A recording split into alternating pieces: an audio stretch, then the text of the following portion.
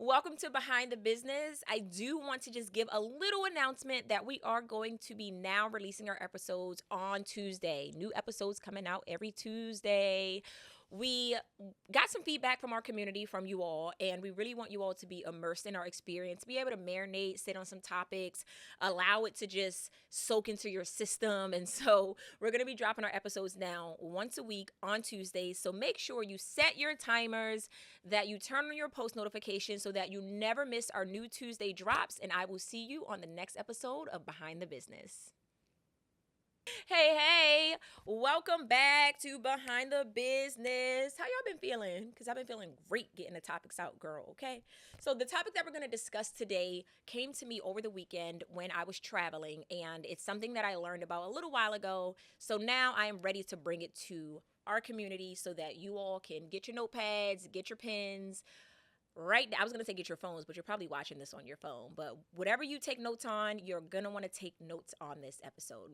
We're going to talk about a very sensitive business topic called being priced out. And if you are being priced out of specific spaces. Now, let's start with what priced out actually is, or the way that companies price their products.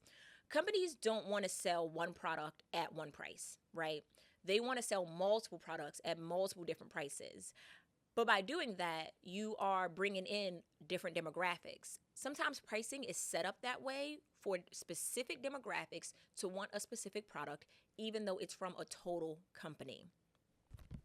So most people think that it's based on cost only, but a lot of it is going to be that demographic information with how things cost. If you think about where you shop, as we go through today's episode, think about the places you go to shop for your groceries. Think about the airlines that you utilize. Think about the hotels where you stay. Think about your transportation. Keep all those in the back of your mind as we go through today, because you're going to be able to really see what I'm getting into when I talk about being priced out. And then I'm going to share a personal story with you all about, girl, how I was priced out one time.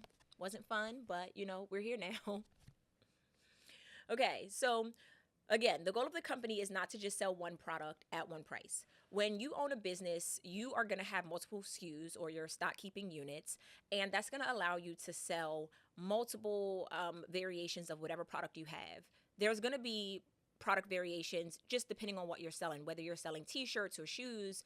For example, my company, we sell hair extensions, and we have over 600,000 SKU numbers. So we sell so many products. And the reason we do that is we want every woman to be able to go to our website and to receive a product that is, number one, for her, matches the texture of her hair or whatever she's going for, but also to match her budget and her pricing. So we structure ours a little bit differently. I'm going to give us a few examples of how price structure works and about how companies want to price certain people out of the demographic of the things that they sell. Okay, so let's get into it. When a company sells the exact same product and different aspects of it, we call that versioning. This is something that I learned from my Professor Maher Saeed at the New York University Stern School of Business, where I'm currently an executive MBA student in my Firms and Markets course. I just finished that course up, and something that stuck out to me was versioning. So I take two modes of transportation to school. Either I fly or I catch a train. From Baltimore to New York, it's roughly a 40-minute flight, super quick, but I fly first class. And I used to fly economy in my younger days. It was super uncomfortable. It was cramped. It was whatever. And plus, I didn't have money. Let's just say what it really was, okay? Now that I'm older, I realize that it is the same airplane, right? Going to the same destination at the same time, from the same place to the same place. All those things are constants. But what's different is I was willing to pay more money for my first class ticket than economy. Same product that they're selling all these people, it's just a different version of it. Something I learned throughout my course is that the pricing structure is not to overcharge people who can afford it. It is to outprice people who cannot. So in first class, they're not saying, because you have this money, let me go ahead and charge you for this just because you have it. That's not how it works. They're saying, I'm going to charge an amount that I know economy is not willing to pay. By default, you're going to get a very select few people who are going to be willing to pay that price. I am now one of those people. And not only am I paying for that first class for the experience, because girl, I love me an experience, okay? Especially on Delta's about to hate this. I love Delta. What's up, girl? American Airlines first class, it's a little bit better. Oh my gosh, it's a little bit better. Their version of first class is so much better than their economy on American, but with Delta, their economy is not really different from first class. And I'll tell you the differences from personal experience. I'm a Delta girly, like medallion member, the whole nine, get up into the lounge. I'm that kind of girly, okay? When I first started flying and I was flying Delta economy, it really didn't have an impact on me. I got on comfortable seats, in-flight entertainment. Staff was nice, really accommodating, no issues. But when I flew first class, I realized the difference is those perks, and that version of what I purchased came with a special accommodation.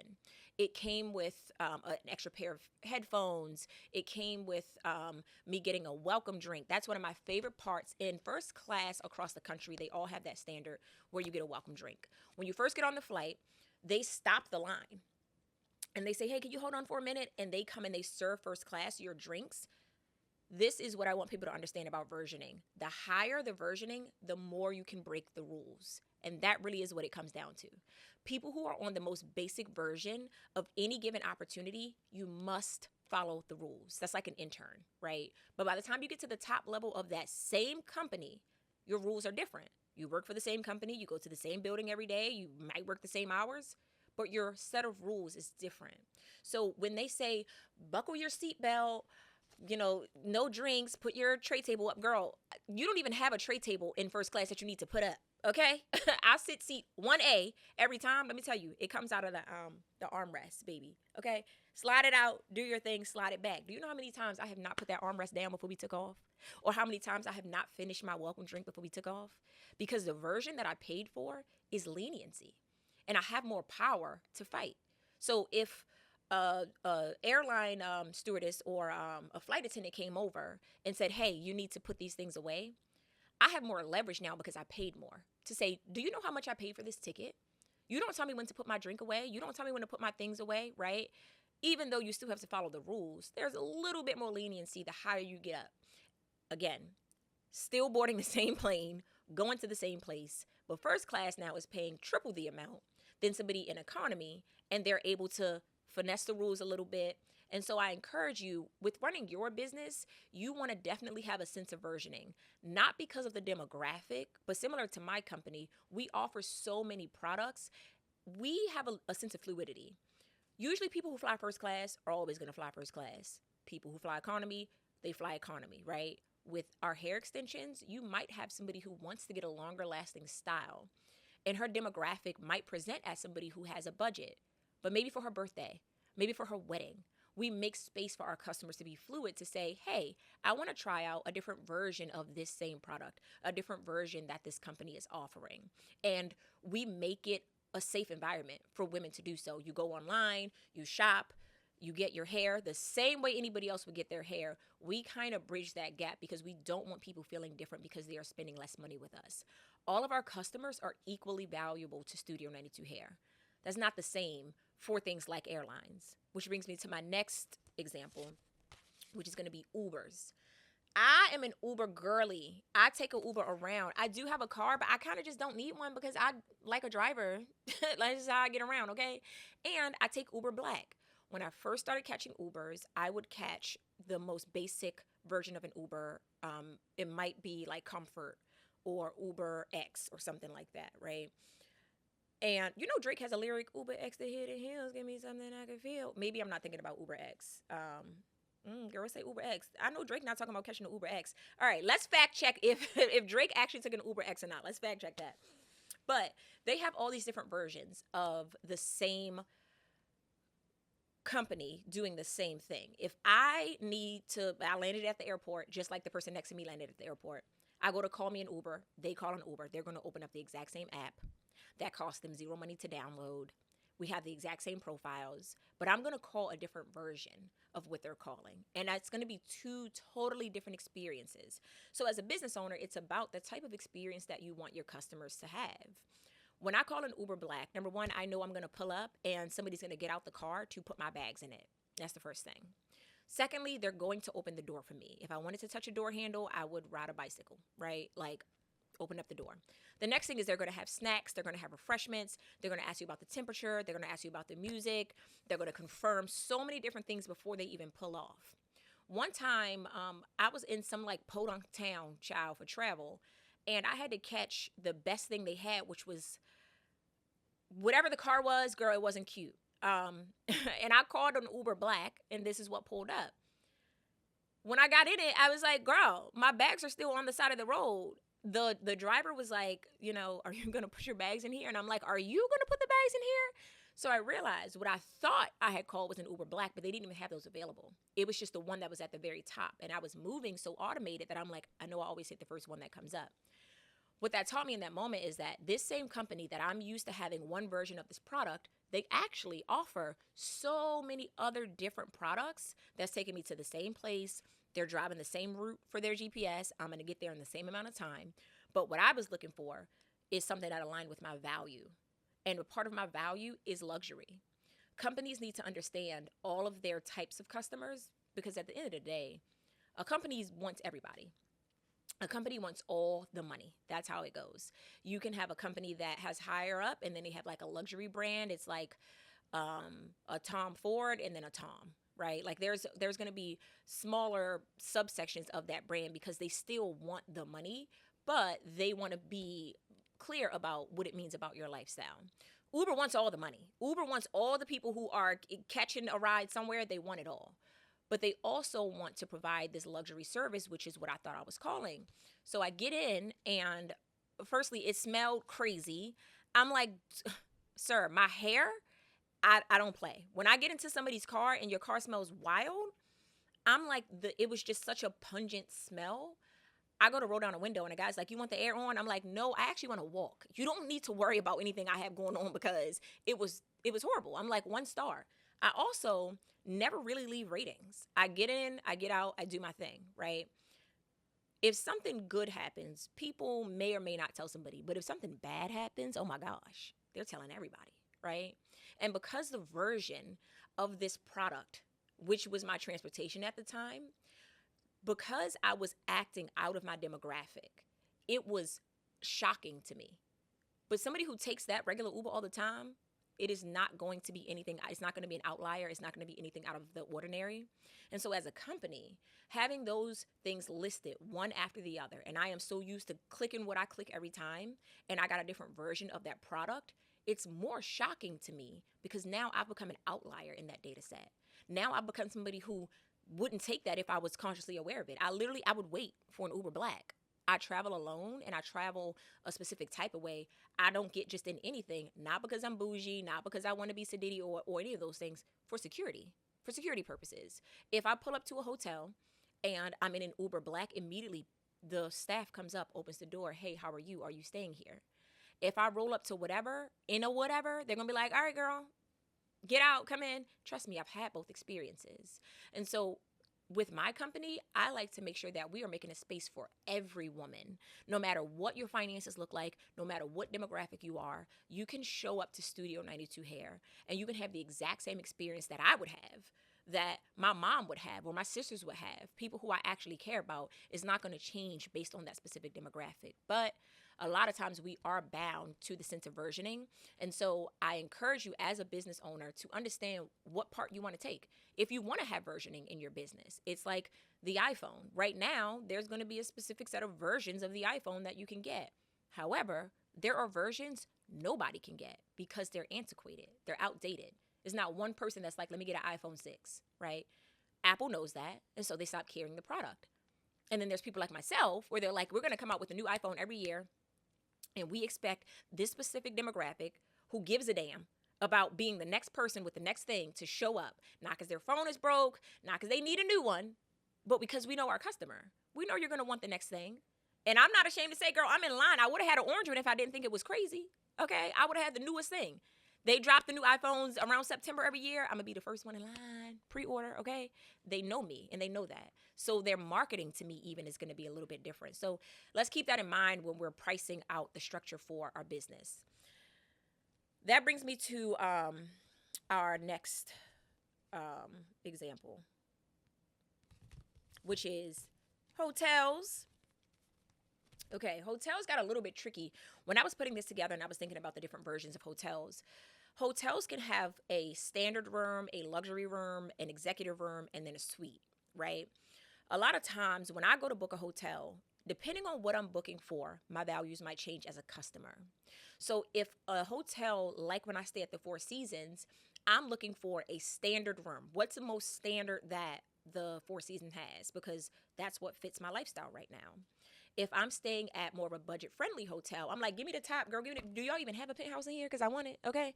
And the reason I can do that is because I know that their demographic and the version of what they're selling, even their top version of it is still not going to outprice the lowest version of something that's luxury. And so I get to move around fluidly in those spaces. All of us make these conscious decisions, even if we don't realize it. When we go to get our hotel and we say, I'm going on this trip, some people might say, girl, we're not going to be in the room like that. I don't know who those homegirls are, but not mine. But some people do that. Some people are like, hey, I ain't going to stay in the room. Girl, it matters where I lay my head, okay? But I'm like, hey, let me see if I can get an upgrade. Let me go in. Let me chat with the staff. Let me see what's what. When they see me come in and they see what I'm used to, they're like, okay, I know this is the type of person that we're going to do this. We're going to give an upgrade to maybe. If some days I'm rushing and I look wild or I look like I'm about to buy a certain version of a product, it sounds like it's prejudice, but where do we think these companies get their information from? It's about how we present in the world. That's just what it is. If a company only has physical attributes to go off of, oh, they're going to make a judgment about you right away. I can't tell you how many situations I finessed my way into just because of how I looked. And then how many situations I had to sit back from also because of how I look. These people don't know me.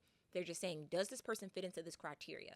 When I think about the average customer of Studio 92 hair, I think about, number one, a woman who has to be somewhere, right? This woman is not just doing her hair to stay in the house. This woman is doing her hair because she either has a job or she's an influencer or she's somebody who other people need to see her. So there is a consistency with purchasing our product. The second thing is going to be her beauty budget. Most of our customers have a budget for hair. Most of our customers have hair lying around their house somewhere. Got a little wig in the back. This is our average customer isn't somebody who is brand new to hair extensions or somebody who has worked with another company. This is somebody who has a willingness to understand and kind of be in the middle of what we're looking for as a customer. I know this woman, right? I am this woman. And that's how I know our customers so well. I can tell by one conversation with a woman what her values are, where she's going to fit into my company.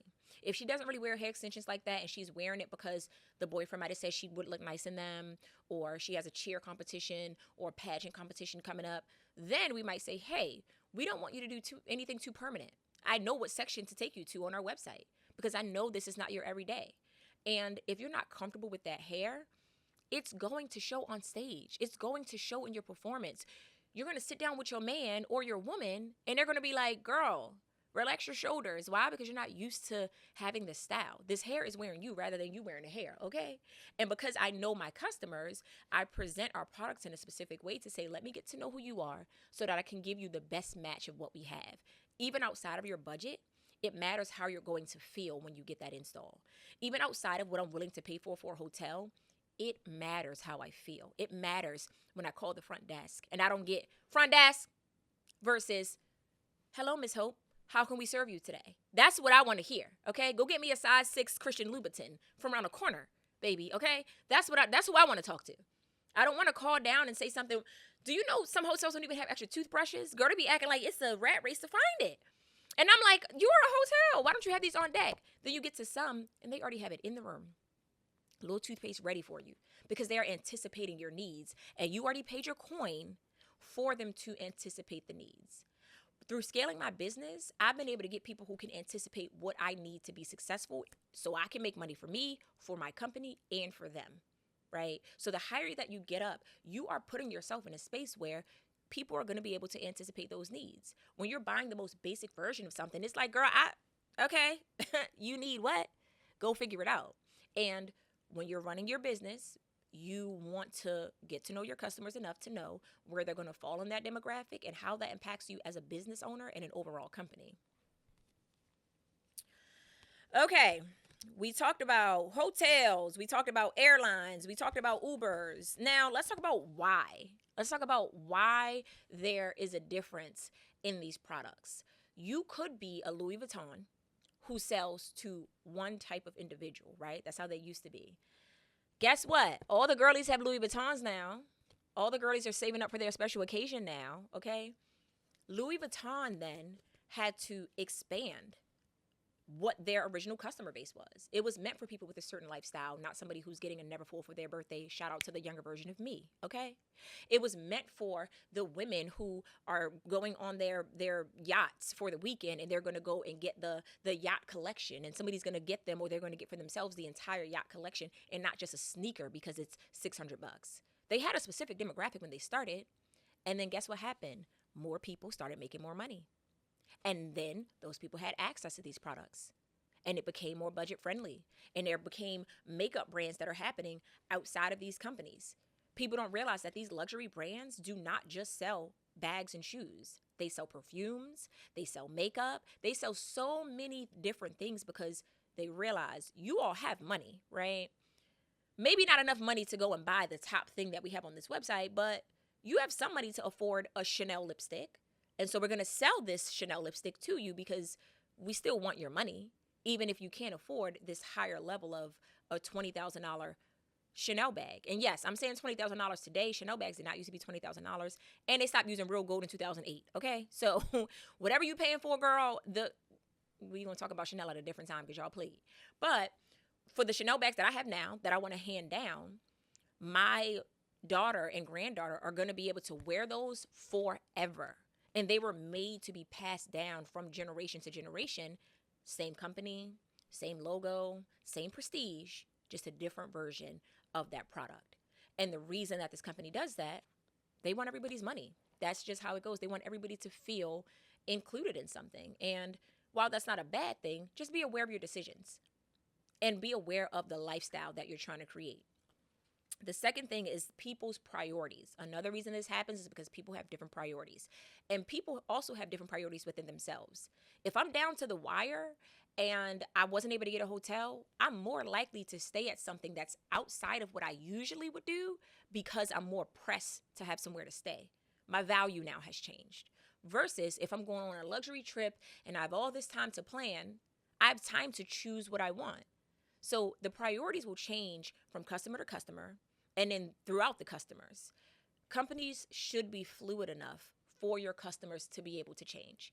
I might not be able to get a flight out today, so I'm like, cool, put me in economy. That has happened to me before, girl. And was I in economy or the bathroom? I don't know which one. The plane, I was so in the back of the plane, girl, in the caboose, I could turn around and touch the wall that's in the back, girl. That's where I was. And I had on a fur too, cute. I flew first class there, and it was raining in Baltimore, so we couldn't get back in time. And they were like, we're going to put you on the next flight, but we only have economy seats. You might as well just have cussed at me, and you just might as well call me out my name. So I was like, okay, I was with my little cousin, and going there, I was teaching her about first class. This is what you do. Girl, that economy ate me up. When I got back to the economy, I was like, this is it? 3 people to a row? I know you lying, girl, scrunched up. And I'm a tiny thing. So I'm like, I'm used to giving my little, 1, 2. This is probably about how big the chairs are in first class, like this, right? And it's only 2 of them. I was scooched up. She was scooched next to me. And then we saw this man come down the aisle. Girl, I said, if he about to sit right here, you about to piss me off. Girl, he sat right there with his beard that had stuff in it. I was like, they would never let you get in first class with that beard and that stuff in it. Move. So I was so grateful for the experience because it showed me the different versions. And yeah, I got my money back. I got the difference back, right? But let me tell you, the airline stewardess, she did not come and check on us at all. Oh, welcome drink. Girl, think about a goodbye drink. You go in and flip that script. She didn't ask me if I wanted a water. They didn't have peanuts. They literally were like, seatbelt on, you get into where you're going, and that's it. And I had to think about it. At least I got a flight out, right? So my priorities changed. I didn't need to feel great about it. I didn't need to look fabulous doing it. I look fabulous anyway, okay? But I didn't need to. There was a set of criteria that I was able to just put to the side because I had a more burning need and desire to fulfill the goal. And part of why companies do that is because they know even my most top paying customer might be in a bind. We have one very specific customer who all the time she's down to the wire when she needs her hair, but she's loyal. She pays top dollar every time. And I personally will go out of my way to make sure she has what she needs. She's been rocking with us since day one. And you know what that airline did? They were like, hey, we see that you're a frequent flyer. We would love to next time have this on us. We would love to next time have these things. Even though I was flying economy, I was buying their most basic version at the time. They're like, I know who you usually are, and so I'm going to meet you there. That's another way in our businesses that we can operate. Being fluid enough to say, I know how you usually are. I've gotten to know you. And now I'm still going to accommodate because I know that you're going to be back into whatever it is that you're used to.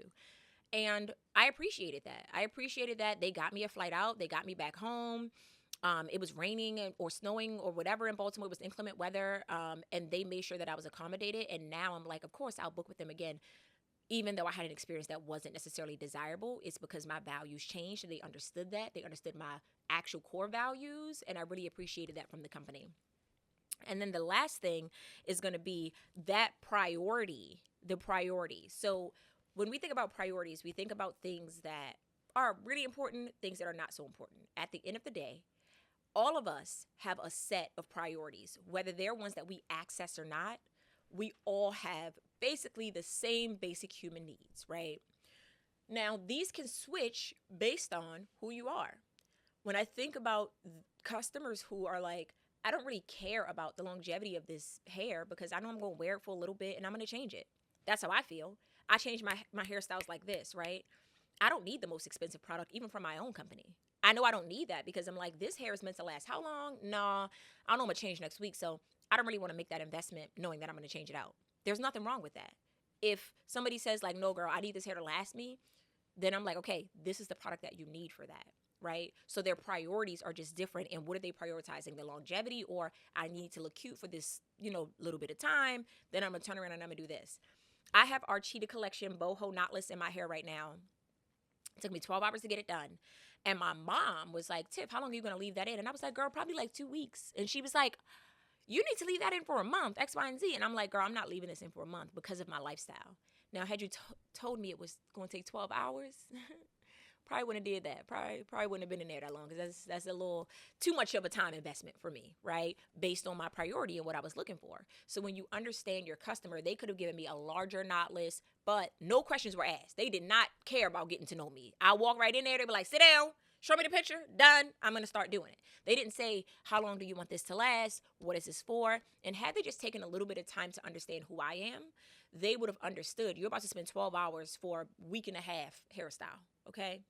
And their priorities might have changed. Like, okay, maybe I don't need to put as many boho pieces on the back because I know you're going to take this out sooner. They would have made a different informed decision as business owners if they would have taken the time to get to know me. So all in all, what it comes down to is getting to know your customer. And then if you're going to implement versioning into your business, getting to know the different versions of your customer, getting to know one customer might be fluid enough to go in between different demographics, or somebody might stay in their demographic. And as they grow, as a company, you're meant to grow with them.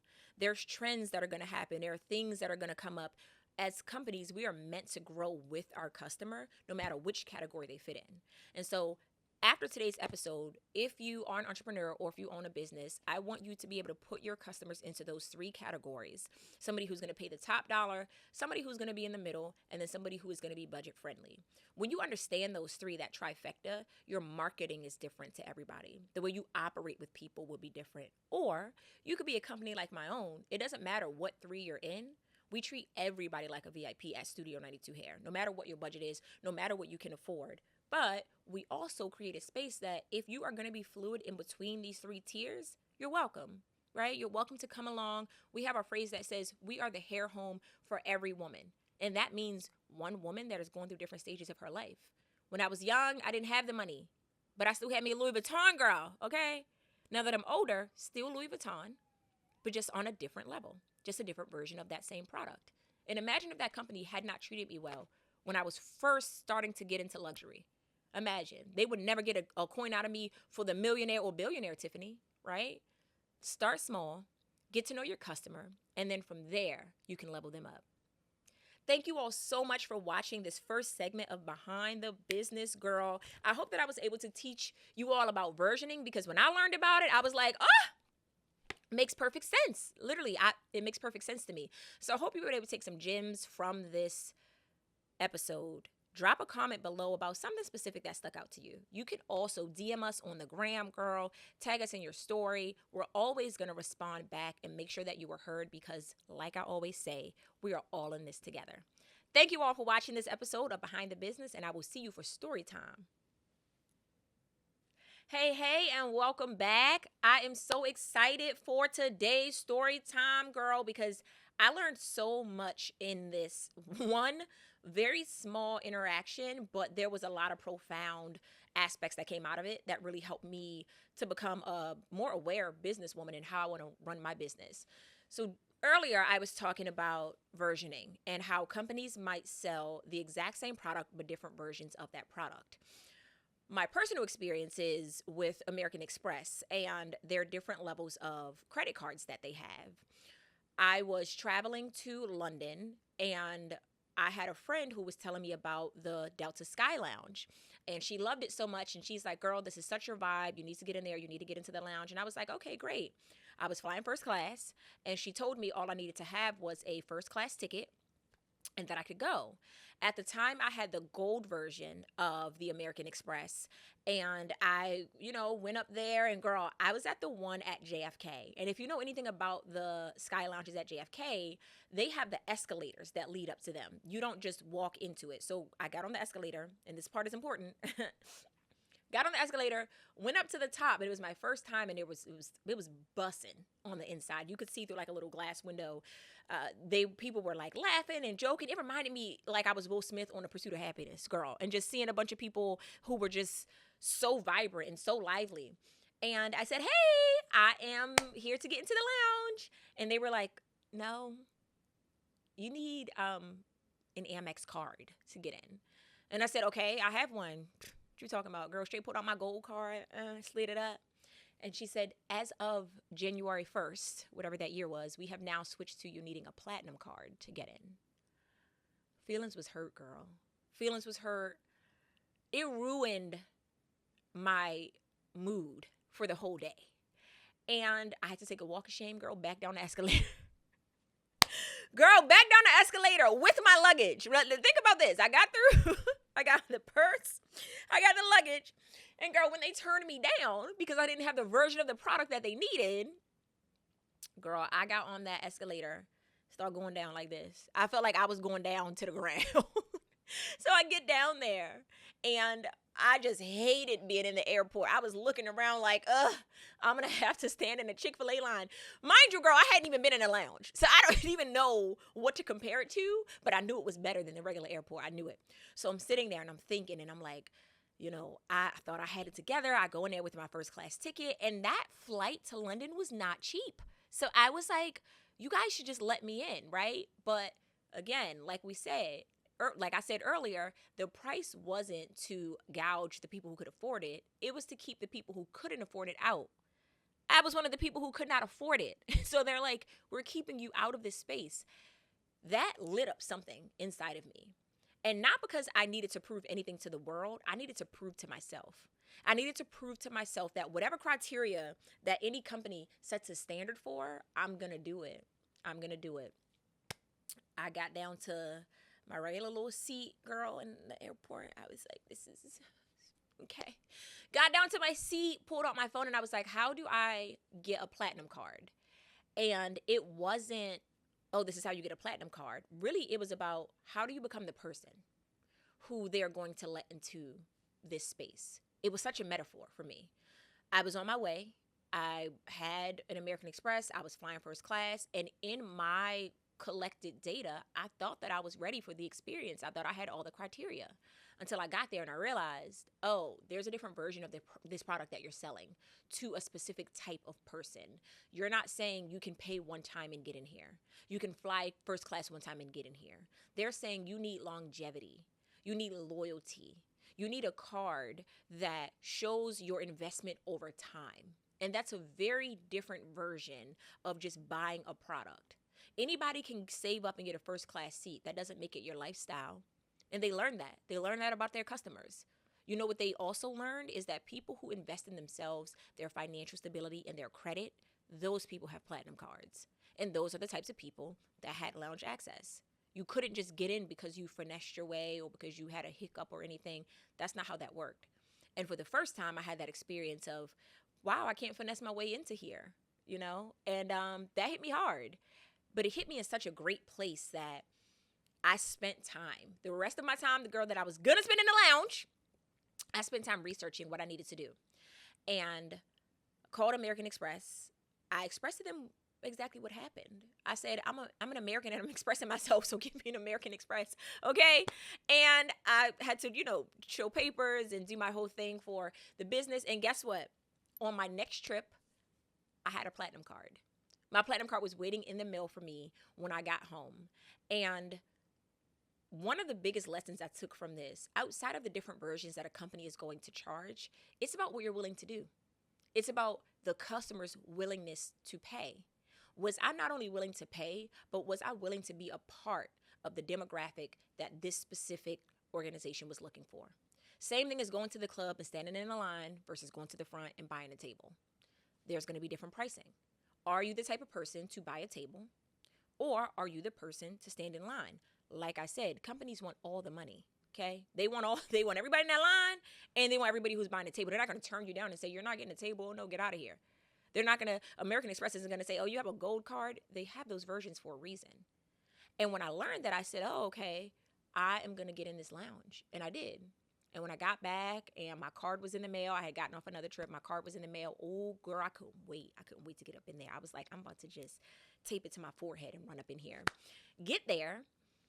I had a guest with me. And for a second, I was like, I'm going to tell you right now, if you tell my guests they need a platinum card, I'm squaring up with y'all. Like, I did what needed to happen. But you had to pay at the time. It was only $35 for your additional guests. Guess what it is now, y'all? $50. You want to know why? Because they set a certain criteria. More people started to meet that criteria. And then they changed the version of their product. That's how it goes. The more people that you bring into the higher versions of your product, the more exclusive you're going to have to make it. At LaGuardia's airport in New York, they have an entire separate terminal for priority on Delta.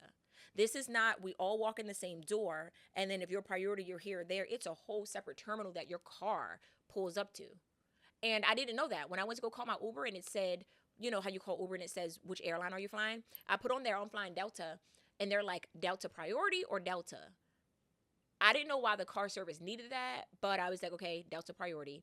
And then when I saw the lane split and they let me off in the priority, that means everybody who is around me, from the moment I get out of my car, every person who is around me made that same decision that I made, which means there's a level of like-mindedness.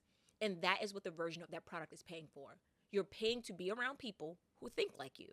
When you go to a certain restaurant, when you fly a certain class, when you book a certain Uber, you're paying to be around like-minded people, like a networking event. You're only going to go to an event where you can take something from it. You can learn something from it. I don't need to go to the same networking events that my niece, who is 15, might go to because that might be a college networking event. I've already gone to college, right? So that one is marketed towards her because that's what she's about to do. And I learned that when I got out and I'm like, hey, this whole thing is priority. They were like, girl, the whole terminal is priority. I'm like, wow, that is amazing. And I realized LaGuardia, because 1 in every 7 people walking down the street in New York is a millionaire, they had to make it exclusive for the exclusive. They couldn't just have a regular line and say, this is priority, this is VIP, come stand over here. Nah, they were like, this is your entire terminal, girl, over here for you to do this. And I learned in that moment, this is how people get down. People who are willing to pay the top amount, this is you're becoming the top of the top. I get in, I go through priority, and I go to the lounge, okay, because I got my card now. We fast forward a couple years, I got the card, I'm ready. I go to stand in line, and they said, this is for first class and medallion members on this side for the lounge. And this is for people with regular lounge access. Before I couldn't even get into the lounge at all, okay? And now that I can get into the lounge, then it's split again. And I'm like, how many more ways are y'all gonna try to split the bread? Like, what are we doing? How many times can you split the bread? Like, how many times can you split the flat-ons? It's like you get one little piece, split the hair strands, okay? Splitting it up. I thought when I got in there, they was gonna be like, okay, this escalator is for people who make $1 million, right? Like, come on this side. That is how much more exclusive their products were getting, and they have to keep doing it. They have to move from. If you take a look at your next airline ticket, you could get the same ticket and pay more for the mileage. They can't change the seats on the plane. They can't add another class on the plane. So what are they going to do? Add other perks to make you feel like you're more exclusive. At the time, I was flying first class, and I got in the first class line, and it made me feel more special than the people who were in the regular line, who felt special to the people who weren't in the line at all. And when you go to those different levels and you're leveling up and you get to the top of the top of the top, guess what? There is no endpoint. And that is really what I learned out of all of this. I love doing it. I love my luxury experiences, but I realize there's always going to be more luxury. There's always going to be a way to squeeze out more of the top percent who's willing to pay and keep out the people who are not willing to pay.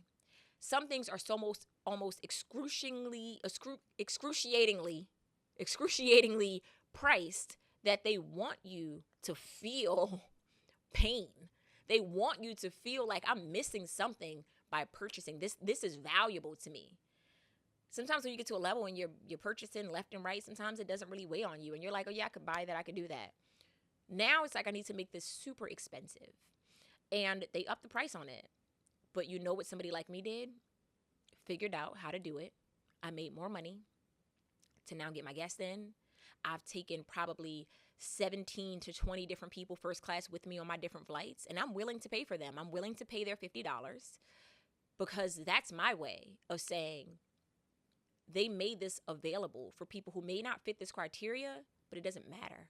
You still can be in this space. You are still valuable in the spaces in society where they said you couldn't be. And a lot of times, that might be through somebody who did the work. I want to leave you all with that. And I hope that you enjoyed today's episode. I hope that you took something from this episode. I hope you get a platinum card. Okay, see you in a lounge per. And really what it comes down to is if you are a business owner and you're thinking about versioning, which is offering the same product but different versions of that product to your customers, make sure that you remember that when it all boils down to it, we are all human and we are all in this together. That's what I have for you today. Thank you all so much for watching. We talked about so many different things today, different versions of different products. But the main thing, like I said, we want to take away from this is who do you want to be in business? That's one of our main reflecting points. And so drop a comment below and let me know, do you have versioning in your business? Or are you like Studio 92 Hair where anybody can come and feel equal? Let us know. Thank you so much for watching this episode of Behind the Business. I'm your host, Tiffany Hope, and I will see you next time.